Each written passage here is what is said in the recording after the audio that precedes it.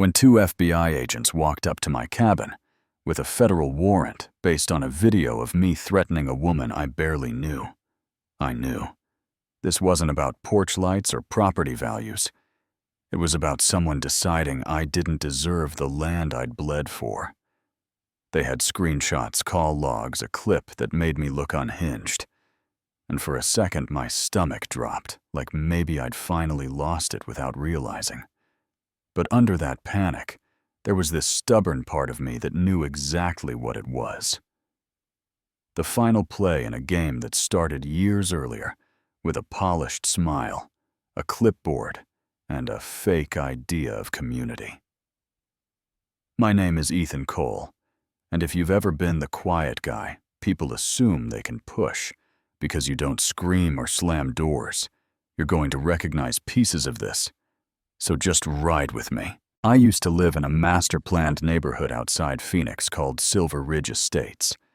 Beige houses, matching mailboxes, handbook for wreaths, and trash can timing.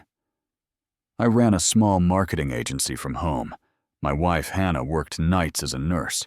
We were steady and boring in the best way.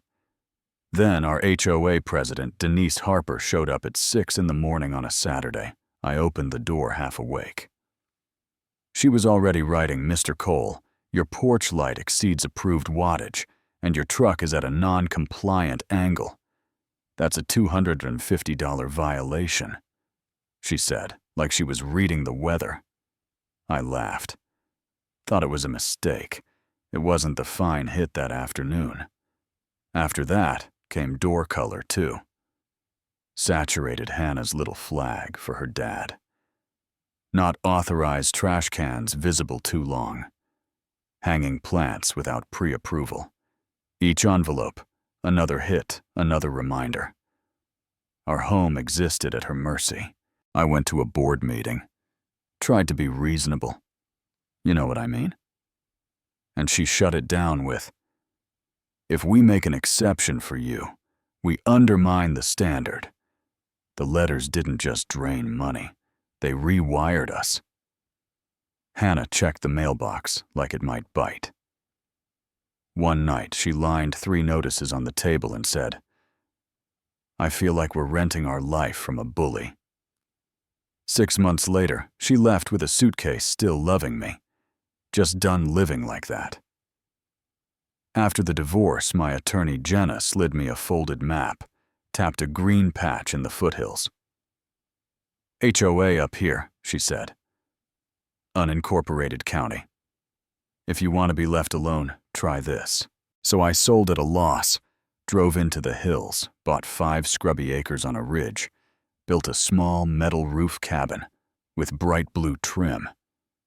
Just because Denise once banned blue doors, put solar. Wherever I wanted, parked my truck. Crooked, let wildflowers run wild for 3 years. Nobody said a word. No notices, no golf cart, patrols, just coffee on the deck. Coyotes at night, clients who only cared if I delivered not what color my door was. And I finally believed I'd outrun people like her. Then one morning, a black SUV crawled up my driveway, and a woman in a blazer stepped out like she owned the place. "I'm Lauren Shaw, president of Timberline Ridge Community Association," she said, laying a stack of papers on my rail. "This structure does not comply with our elevation and exterior standards. You've failed to register under extended covenants. Current balance, $7,480. I stared at her. "I'm not in your association," I said. "This is unincorporated land. That's why I bought it." She didn't blink. "Our jurisdiction has expanded. For regional value stability." Notices were mailed. "You are now within our managed area, like a judge reading sentence." I grabbed my original survey, pointed at the line.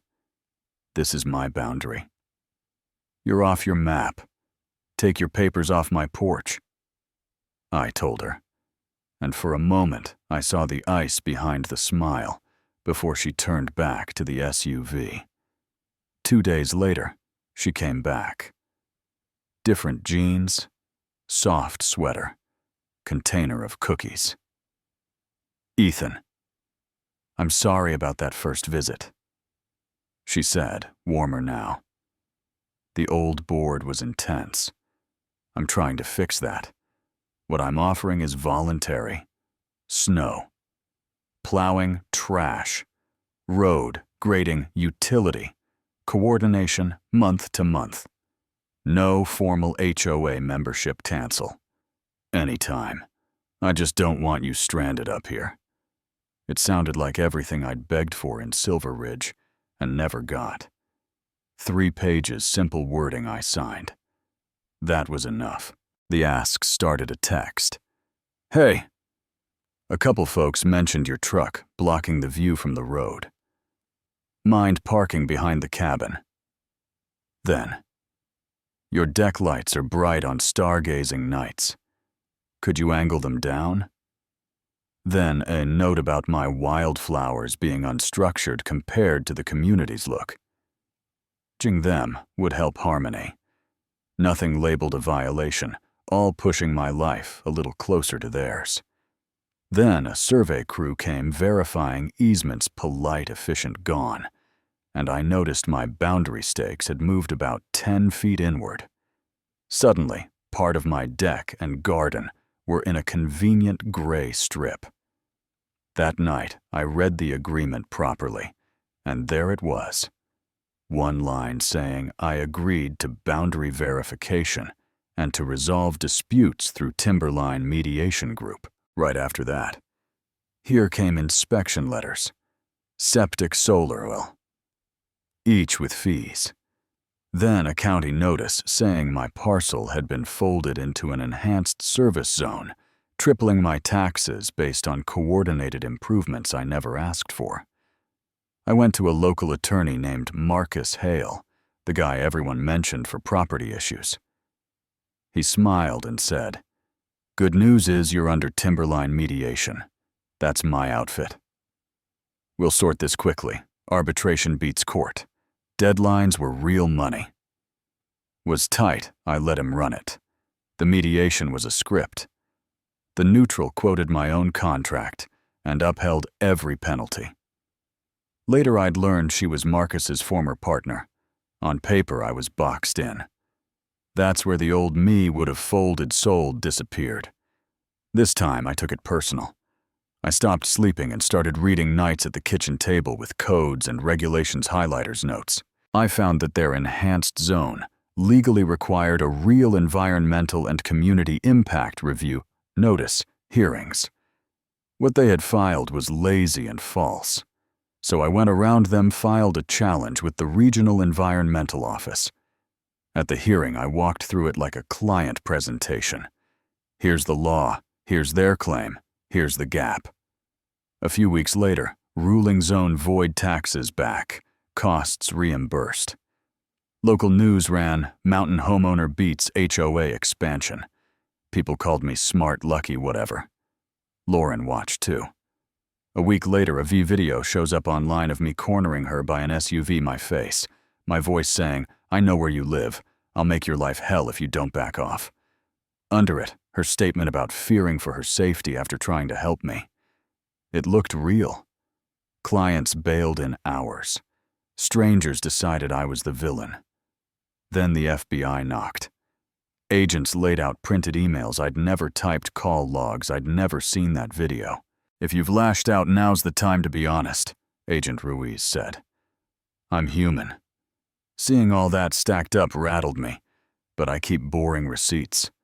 Server logs, camera timestamps, card transactions, all putting me in my cabin on calls when that supposed confrontation happened. I handed it over. They dug in.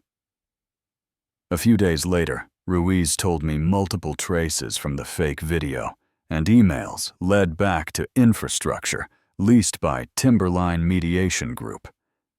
They didn't arrest me, but they didn't clean my name publicly either, so I was free. But radioactive business wrecked. Thinking about selling the one place that ever felt like mine. While packing, I knocked loose a small black audio recorder from behind a shelf, part of an old security setup. I'd forgotten it had been catching audio in my living room and on the deck. I plugged it in, scrolled, and hit the file from the day Lauren brought cookies. At the end of her visit, she stepped onto the deck, dialed, and the voice changed. "Phase 3 is complete," she said. "Target is isolated and financially pressured. Once the reassessment holds, we move to acquisition. Same model as Canyon Vista and Clear Mesa. Nobody's looking for Harper.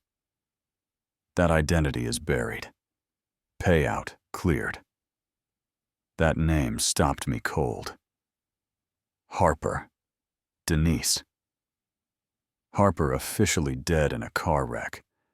I pulled an old recording from a Silver Ridge meeting, played Denise, then Lauren. Same cadence, same clipped phrases, same little catch, before certain words cleaned up, but not gone.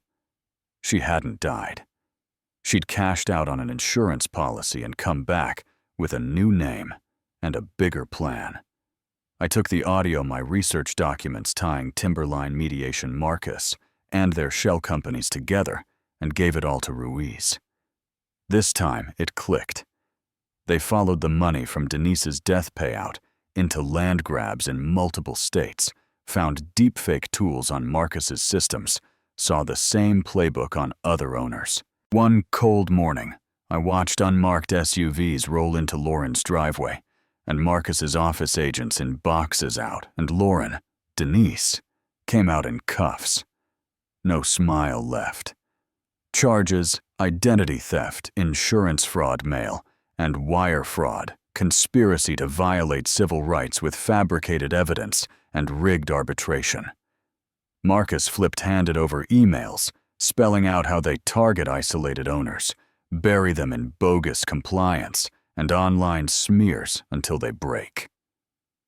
With that on record, Jenna went after the association's insurer. They settled quiet, paid for the damage to my name and work. Signed that my 5 acres are permanently outside any HOA reach. And now, irony included, they send me a monthly consulting check to review any future boundary moves. On paper, I won. I still wake up on my ridge, drink coffee on that blue-trimmed porch they hated, and know the woman who tried to erase me is facing years in federal prison under her real name. But here's what I keep thinking about, and this part is for you. If I hadn't kept obsessive records, if that cheap recorder hadn't been running, if one agent had decided I fit the type, this story ends with me losing my home and the internet nodding along at a fake video. So tell me in the comments what you really think. Did I push too hard or not hard enough? Do you still trust these boards and neutral systems people hide behind? Or have you seen how fast they can twist rules to crush someone who doesn't fit their picture? And if you've ever been painted as the problem just because you wouldn't bow your head, share it, because people like her count on you staying quiet. And I'm done doing them that favor.